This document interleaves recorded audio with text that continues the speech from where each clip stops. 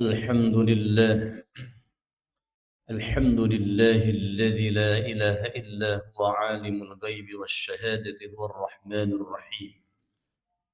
أشهد أن لا إله إلا الله وحده لا شريك له، وأشهد أن سيدنا ونبينا محمدا عبده ورسوله. اللهم صل وسلم وبارك على سيدنا محمد وعلى آله وصحبه أجمعين. أما بعد فيا أيها الحاضرون، أوصيكم وإياي بتقوى الله وطاعته لعلكم تفلحون. سبحانك لا علم لنا إلا ما علمتنا إنك أنت العليم الحكيم. حسبنا الله ونعم الوكيل، نعم المولى ونعم النصير. لا حول ولا قوة إلا بالله العلي العظيم. وقال الله تعالى في كتابه الكريم وهو أصدق القائلين: أعوذ بالله من الشيطان الرجيم، بسم الله الرحمن الرحيم. إن عدة الشهور عند الله 12 شهرا في كتاب الله يوم خلق السماوات والأرض منها 4 حرم، ذلك الدين القيم، فلا تظلموا فيهن أنفسكم وقاتلوا المشركين كافة كما يقاتلونكم كافة واعلموا أن الله مع المتقين. صدق الله العظيم. وقال أيضا: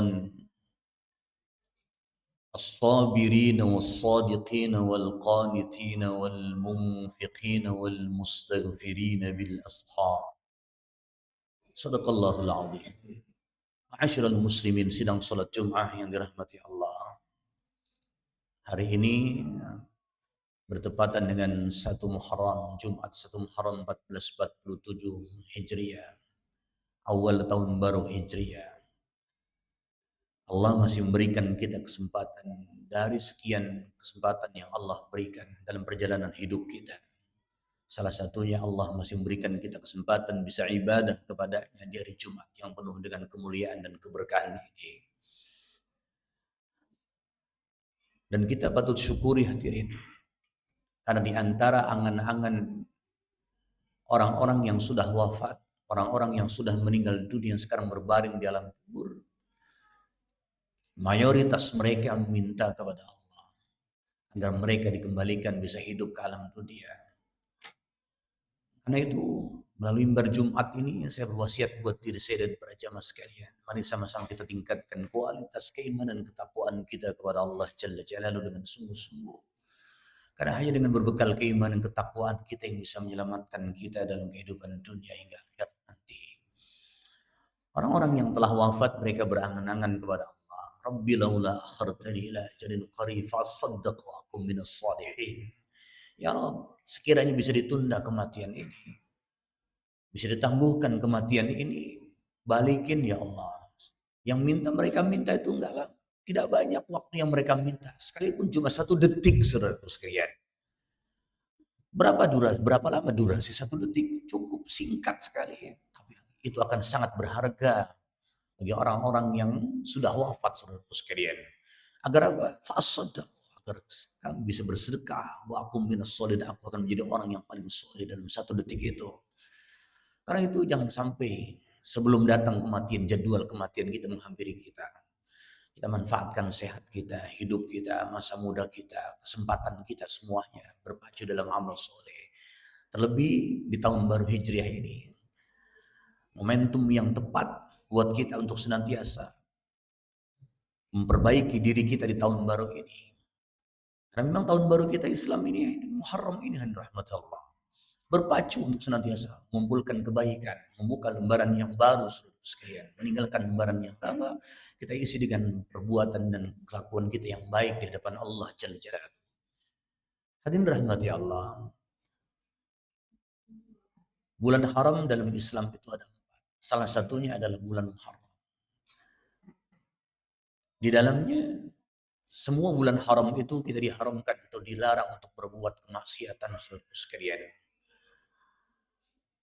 Bukan hanya berperang, bermaksiat pun dilarang di bulan haram itu.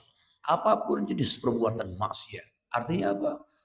Kita senantiasa berpacu dan taubat kepada Allah Subhanahu wa taala di bulan haram ini. Maka pantas dalam ayat Quran surah At-Taubah ayat 36 yang saya bacakan tadi. Minha arba'atun hurum fala tadlimu fihinna anfusakum. Itulah agama yang lurus. Karena itu janganlah kalian berbuat zalim menganiaya diri kalian dalam bulan haram itu. Apapun jenis perbuatan maksiat di bulan haram ini. Karena boleh jadi akan dilipat gandakan menurut sebagian ahli tafsir saudara sekalian. Bukan hanya perbuatan baik, tapi perbuatan buruk pun dilakukan di bulan haram ini akan dilipat gandakan. Nauzubillah min zalik. Karena itu kita jaga, kita dakwahkan agama ini dengan sebaik-baiknya buat keluarga kita, lingkungan kita semuanya. Lalu amalan apa yang tepat di bulan haram ini, saudara sekalian? Bulan haram ini. Yang pertama bertaubat kepada Allah Subhanahu wa taala. Tadi Al-Qur'an surah Ali Imran ayat 17 yang saya bacakan. Kiranya jadi motivasi buat kita semuanya. Dari sekian banyak efek yang Allah berikan kepada orang-orang yang bertaubat dan senantiasa beristighfar, saudara sekalian. Kalau dalam surah Nuh, pada kesempatan yang lalu sudah sampaikan di antara dahsyatan istighfar itu. Kemudian dalam surah Hud juga sama. Bagaimana Allah Subhanahu wa taala memberikan vitamin, motivasi, support buat mereka yang gemar beristighfar. Allah berikan kekuatan. Karena itu ketika ada orang bertanya, kenapa sudah usia saya di atas 40, di atas 50, masih saja malas ibadah kepada Allah. Saudaraku, banyaknya dosa menjadi penghalang seorang untuk senantiasa berbuat taat kepada Allah. Ketika kita tawarkan oleh agama, entah itu salat berjamaah, menghadiri majelis ilmu, salat di sepertiga malam, banyak beristighfar, banyak zikir dan sebagainya, membaca isi Al-Quran. Tapi mengapa? Yang siogianya sudah di atas 40 harus sudah mempersiapkan diri untuk menyongsong hari esok. Apa itu hari esok? Kematian kita. Karena bukan lagi main-main usia di atas 40 tahun itu, saudara sekalian. Tapi mengapa masih malas? Bahkan yang uniknya, yang ironinya, di atas 50 pun masih ada yang malas ke masjid. Di atas 50 pun masih ada yang malas untuk baca Al-Quran. Malas mereka untuk menegakkan rangkaian sunnah-sunnah yang diajarkan oleh Nabi Sallallahu Alaihi Wasallam. Ada apa? Itulah jawabannya, karena banyaknya dosa-dosa menyebabkan jadi penghalang seorang untuk melakukan rangkaian ketaatan pada dirinya kepada Allah. Karena itu Allah memberikan sifat pula dalam surah Al-Imran ini. Yang pertama as-sabirin.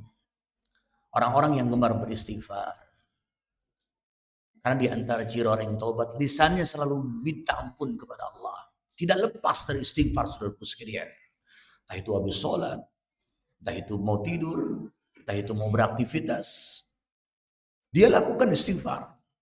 Itulah ciri orang yang bertaubat, saudaraku sekalian. Tidak malas lisannya beristighfar mohon ampunan Allah. Maka ketika orang-orang yang mendawamkan istighfar, ingat, mendawamkan istighfar. Bukan sekali dia baca, 1000 kali dia baca. Seminggu tidak lagi dia beristighfar. 2000 kali dia baca istighfar, setahun dia nggak istighfar lagi. Tidak begitu, tapi dawam. Sekalipun cuma 100 kali, terus dawam. Karena dalam hadis itu jelas sekali, man lazimal istighfar. Orang yang mendawamkan istighfar, melazimkan istighfar.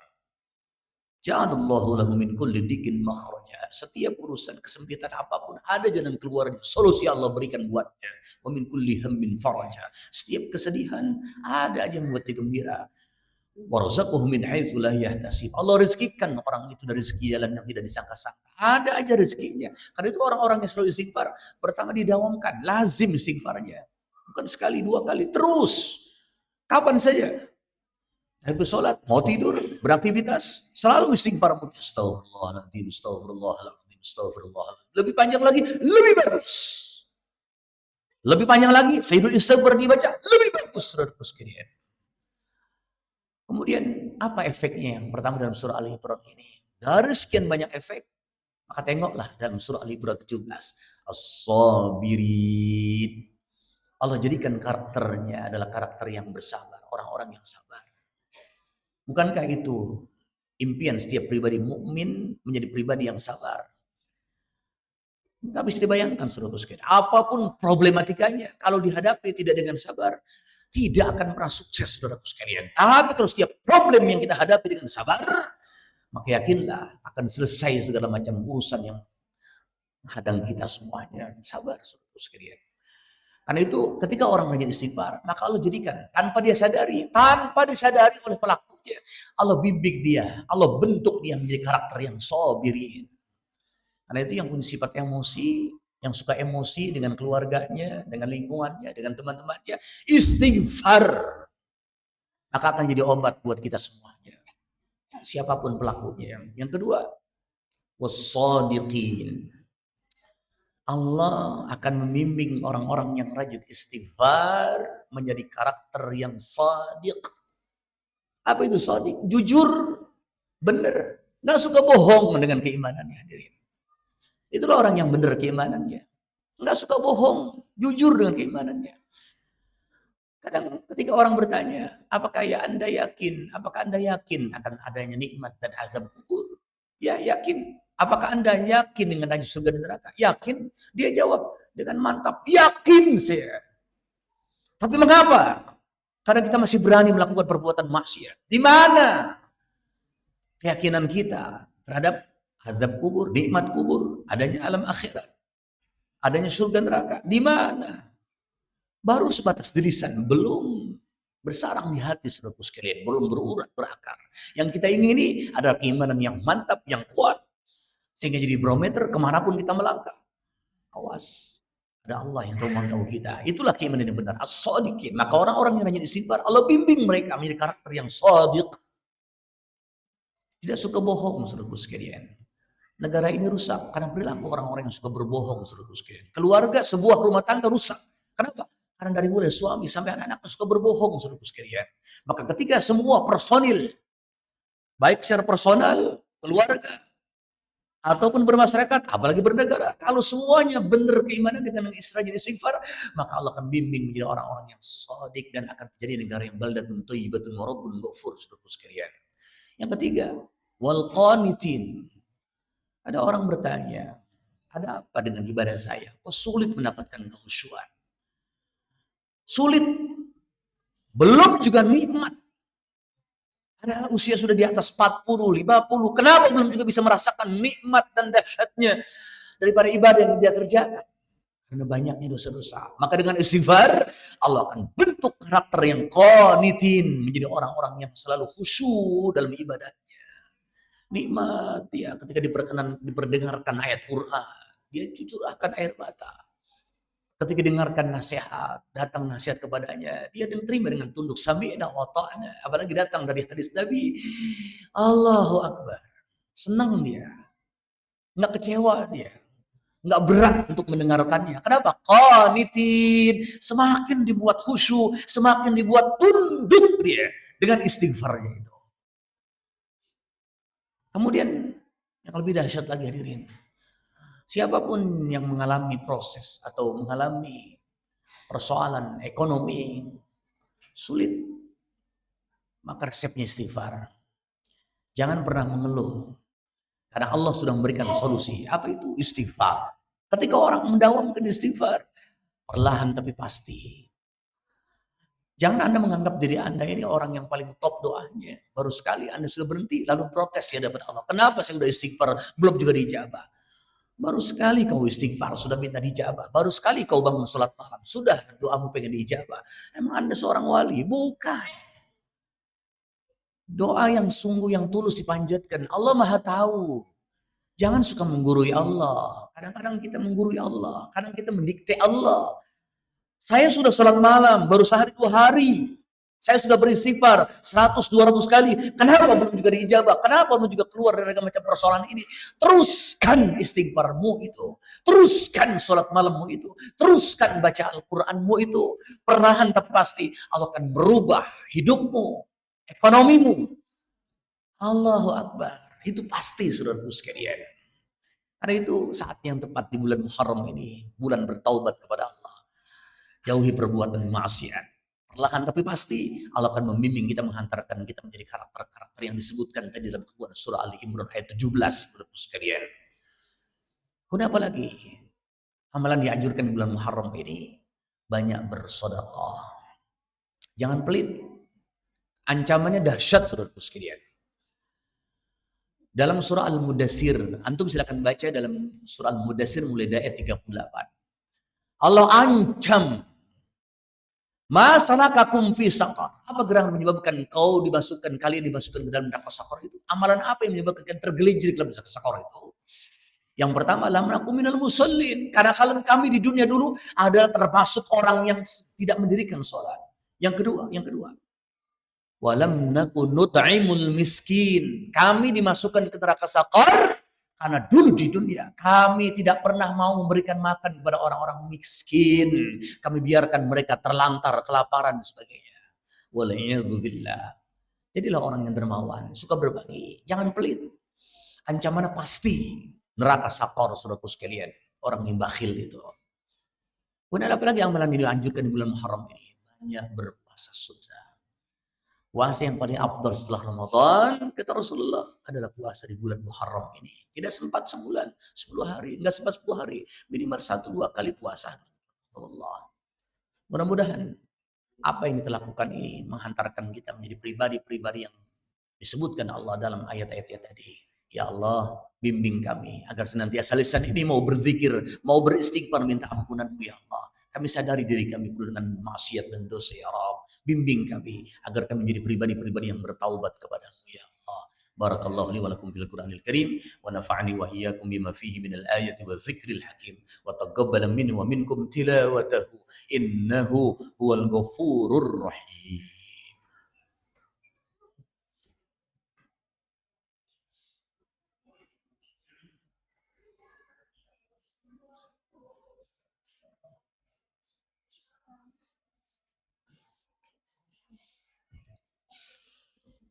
الحمد لله حمدا كثيرا كما أمر. أشهد أن لا إله إلا الله وحده لا شريك له وأشهد أن سيدنا ونبينا محمدا عبده ورسوله. اللهم صل وسلم وبارك على سيدنا محمد وعلى آله وصحبه أجمعين. فيا أيها الناس اتقوا الله وافعلوا الخيرات واجتنبوا عن السيئات إن الله وملائكته يصلون على النبي يا أيها الذين آمنوا صلوا عليه وسلموا تسليما. اللهم صل وسلم وبارك على سيدنا محمد وعلى آله وصحبه أجمعين وعلى التابعين وعلى التابعين ومن تبعهم بإحسان إلى يوم الدين. وارض اللهم عنا وعنهم برحمتك يا أرحم الراحمين. اللهم اغفر للمسلمين والمسلمات والمؤمنين والمؤمنات الأحياء منهم والأموات إنك السميع قريب مجيب الدعوات ويا قاضي الحاجات. ربنا ظلمنا أنفسنا وإن لم تغفر لنا وترحمنا لنكونن من الخاسرين. لا إله إلا أنت سبحانك إنا كنا من الظالمين. ربنا آتنا في الدنيا حسنة وفي الآخرة حسنة وقنا عذاب النار. عباد الله إن الله يأمر بالعدل والإحسان وإيتاء ذي القربى وينهى عن الفحشاء والمنكر والبغي يعظكم لعلكم تذكرون. فاذكروا الله العظيم يذكركم واشكروه على نعمه يزدكم واسألوه من فضله يعطيكم ولذكر الله أكبر. أقيموا الصلاة.